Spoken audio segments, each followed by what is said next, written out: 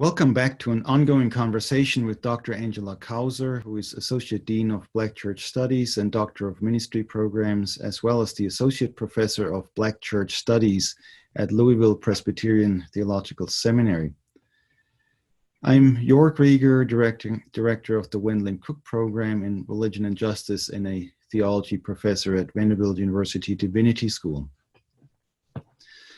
Angela and I started this conversation on July 1 of this year, and since there was so much to say and so much unsaid, we decided we would do a follow-up, so this is it.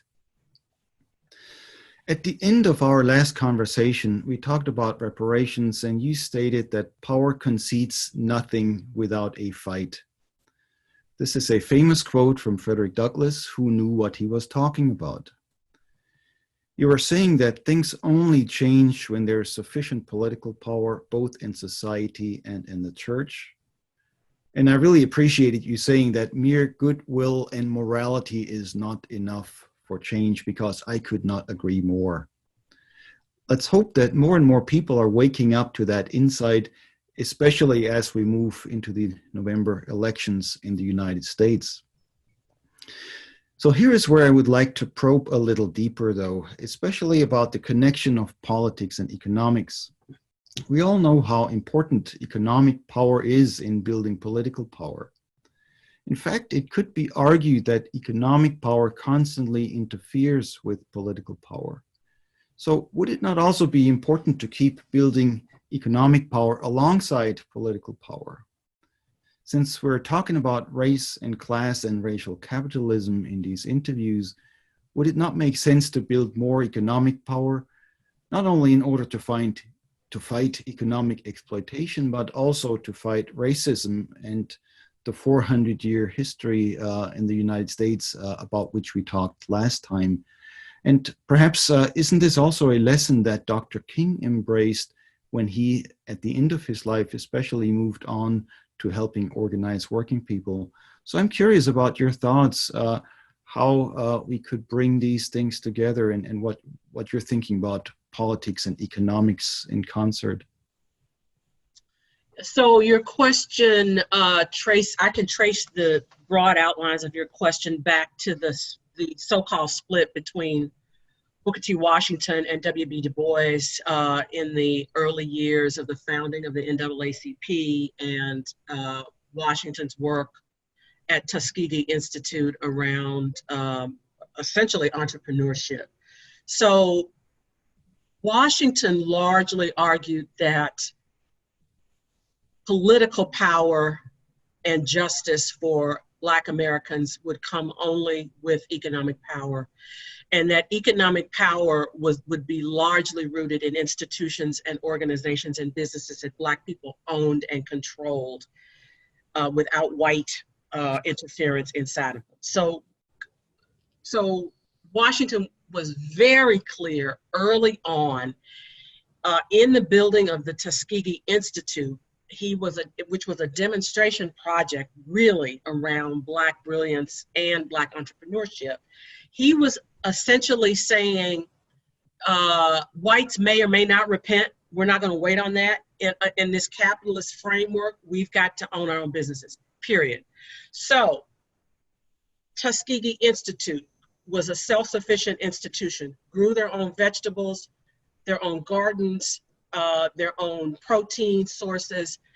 The students learned to make their own buildings, build bricks. In other words, that institution was built lock, stock, and barrel by Black students, Black faculty, Black workers around the concept of Black economic power. So that was and I think, Joerg, that I think Black people have always understood that. At the same time, Du Bois was arguing that you can organize all the economic power that you want. You can start as many businesses as you want, but the infrastructure of racism and anti-Black animus, those structures are in place around discrimination on housing, discrimination on employment, refusal to do 40 acres and a mule, refusal to allow Blacks to participate in fully in the GI Bill, refusal to allow Black Americans to benefit from the Homestead Act, refusal of the government to ever do any kind of reparations of any sort, of any kind, at any point. And so both of those people are telling the truth. In this construction that we have in the United States, we do have to have economic power. And what that means is moving from employee to employer. That's what that looks like. It also means using that money to amass enough political power through running and winning on the Senate, running and winning in Congress, running and winning in the state legislatures, running and winning for school board seats, et cetera, et cetera. It's the combination of those two things, not separate, but together, give us a chance at respect and dignity in this country, a chance. Thank you. But remember, Joerg, even with economic power, you saw how with COVID and the collapse of the US economy, the people that were most subject to that, to the collapse of their businesses, were Black institutions. The people that have been most subject to machinations by the USDA and other organizations to undercut Black farming have been the government and attorneys and the legal structure that have systematically disenfranchised millions of acres of land that Black farmers owned away from them. So what I'm saying is that we take 2 steps forward and there's always a regressive move inside the government against Black power. So yes, but we also have to have the political analysis to understand that any move we make towards progress will always be met by a white backlash, always. Right. Does that make sense? So yes. It makes perfect sense. Okay. And this is why I was raising the question, because I think in order to be prepared for the white backlash, the dominant backlash, you really have to build power in as many ways as you possibly can. So the question is not, is it either economic or political, but how do those two function together, and how could that economic building of power help in order to do the political things that we've talked about last time and that you mentioned again. And that includes reparations. I want to use that word again because we talked about that last time. And I don't think there is really a way forward without that. But so at the same time, if you think about how social movements today oftentimes function, I see this among a lot of my students. There's some awareness, maybe growing awareness, that we need political change. But I've talked to sociologists about that. They tell me, the awareness that we also need economic change is not quite as deeply rooted in the American mind. So for me, that was the purpose of raising that question. And thanks for your response. I think this is really important for our listeners, which leads me to my next question. And we can start that with an observation by W.E.B. Du Bois himself, who in the 1930s pointed out the connections of race and class in the United States. By the way, these connections had been seen earlier by Frederick Douglass, and you can even find some quotations by Karl Marx, who says that white people cannot liberate themselves without Black people in the United States. But what Du Bois pointed out was that racism meant not only that Black people could be enslaved and exploited, it also meant that wages for white people could be kept low. And if you look at the numbers, it's interesting to know that the wages of white workers in the South at that time were not only lower than those of the wages of Northern white workers, but also lower of those of Northern Black workers. In other words, these white workers in the South are highly likely that they're racists, highly likely that they're not enlightened to see their common interest, are also impacted by their own racism. More recently, I saw this argument also made by Keeanga-Yamahtta Taylor professor of African American Studies at Princeton, in her brilliant book, I think it's brilliant, From Black Lives Matter to Black Liberation, where she talks about the potential for solidarity that has to do with the fact that when one group of workers suffers oppression, it negatively affects all workers. And then she goes on to say that the popular idea of white people becoming allies to black people doesn't quite capture the degree to which black and white workers are inextricably linked. So as we see this material foundation for solidarity that's not dependent on morality or romantic ideas, I think we're both agreed that this is not the way forward, just moralizing about a thing, but there's a material foundation which has to do with the way capitalism functions. Do you think this could be used? I know you have some reservations and those are wise, but how could we make use of this in organizing today, and how could we move forward based on what Kianga Yamata Taylor talks about, the potential for solidarity?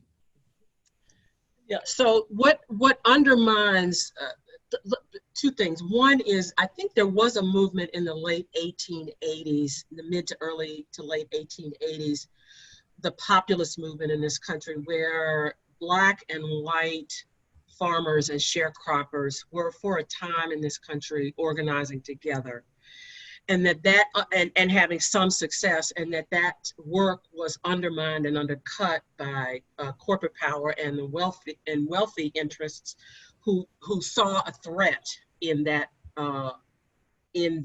biracial organizing and undercut it and ultimately killed it. So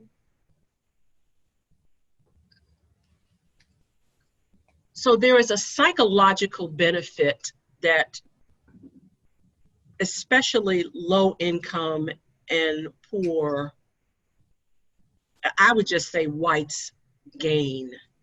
And that psychological benefit is that I can be poor and white, but I'm not black and poor. As long as I'm not black, class doesn't matter. My income doesn't matter. My social status doesn't matter, as long as I'm not black. And so in the racial hierarchy, you can have, and we see this today, whites who absolutely vote against their self-interest at every turn in order to maintain some kind of a psychological hedge and leverage over black people. And that psychology has been I think, a primary hindrance, not the only one, but a primary hindrance to solidarity in the worker movement. That makes a lot of sense, and I think we can all see it. I'm sure a lot of people could tell stories about that.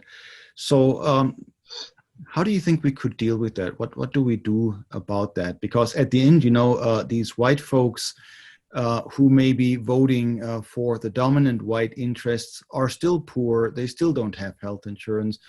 Their kids probably not going to have an easy time in life. So is there a way to push beyond that psychological barrier?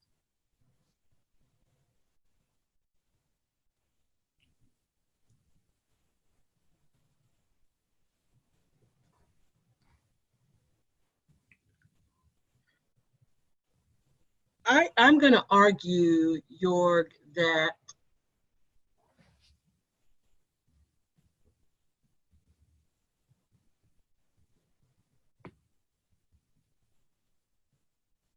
I think that there are two ways out, in my experience. One is with prophetic preaching and teaching. That is to say that there are many, many people, white people, who are trapped in this system, and they understand that they're trapped. And that their children don't have a full panel of opportunities in order to thrive in this nation because of their class.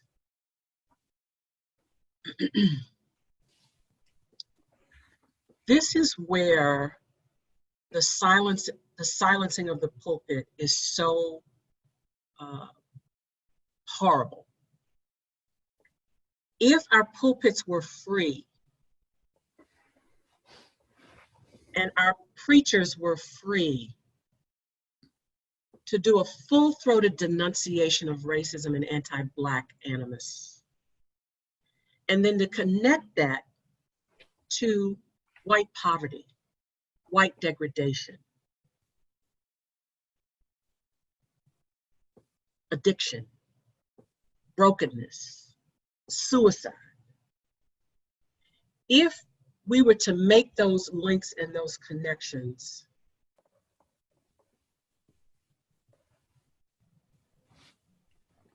we might be able to break open the veil. But the pulpits are locked, so I don't look there for hope. The second area where I have seen actual progress in this area is with broad-based and faith-based organizing, where you've had really talented organizers and clergy who have made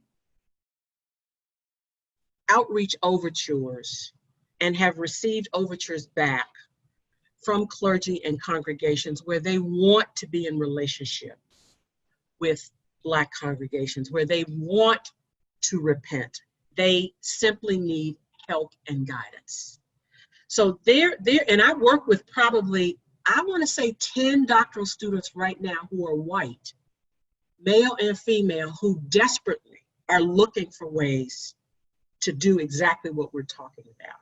And each of those students is testing different modes and models of interventions to try to get at this issue. But I think that there is no getting out of this without prophetic leadership. And that prophetic leadership will come either from religious institutions, or it will come from business, or it will come from government. But it's coming. It has come through Black Lives Matter, which has opened up a whole range of conversations and possibilities because of that kind of organizing, that kind of prophetic organizing. Broad-based organizing has done that also. But that is slow, deliberate, long-term work, which is the kind of work that I do. And I think this is the work that we would like to encourage everybody to do, our listeners as well, and the people that we work with, our students, our churches, and so on.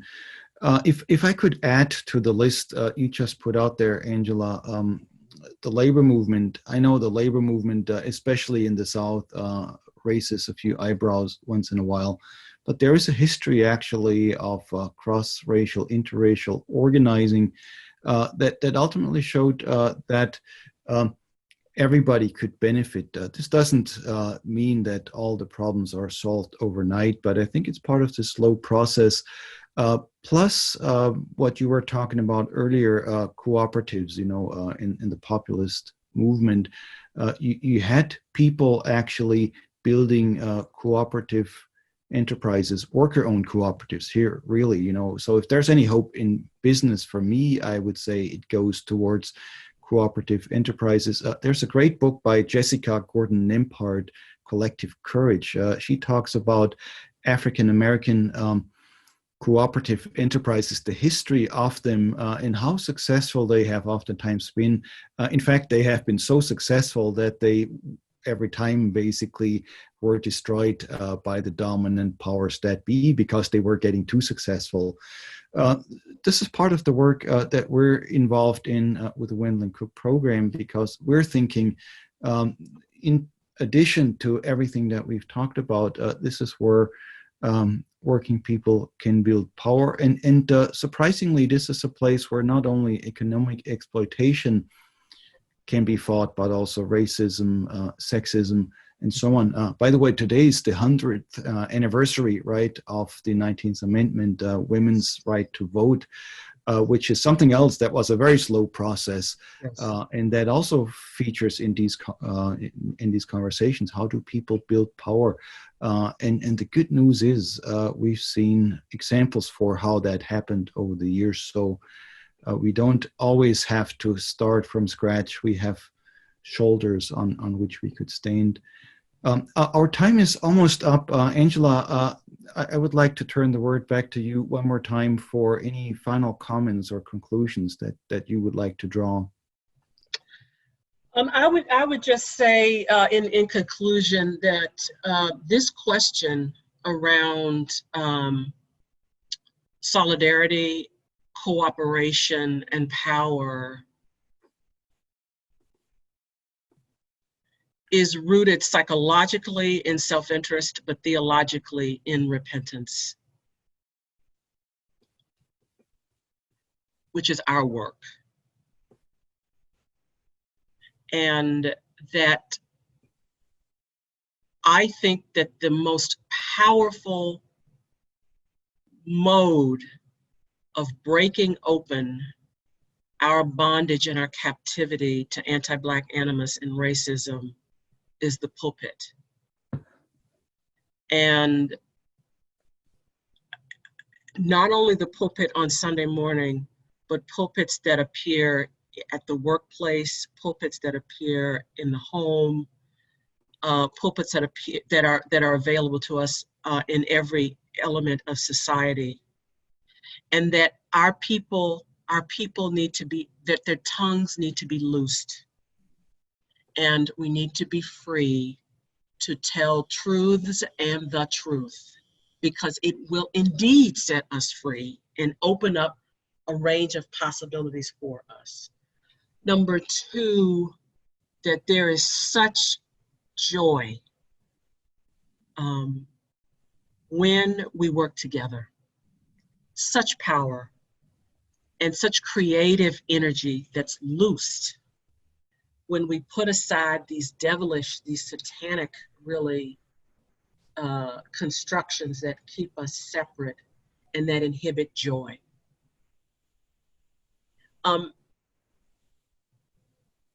And that third, my labor is to help people who lead religious congregations to see that and to put those kinds of things into action for people's liberation here on this side of glory and in heaven.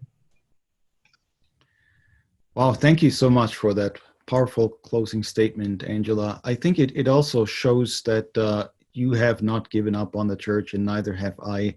And there's some work to do, even though I'm struck by something you said a minute ago, namely how our pulpits are locked. Yes. And in some cases, this is not just the problem of pastors and people preaching from the pulpit. This is those political as well as economic powers that oftentimes don't even allow us to function in the way that the gospel demands us to function. And so perhaps that's an ongoing conversation here. What is it that keeps us from doing this work? Because simply saying we should, that doesn't work. You said this several times in these interviews, and I appreciate that. So we're looking for a deeper power that will move us forward. And I know you're in touch with it. And I hope we constantly maintain that connection. So thanks again for the second interview, Angela. I feel a very deep connection, and I appreciate your time. And we'll have to do it again at some point. So thank you so much. Thank you. And the third session, Joerg, needs to be around the locked tongue, and how we need to loosen the tongue.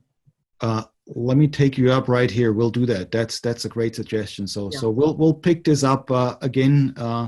And so there's going to be at least a third, if not more. Thank you so much, Angela. All the best, and we'll keep working on this. Thank you, sir. All right.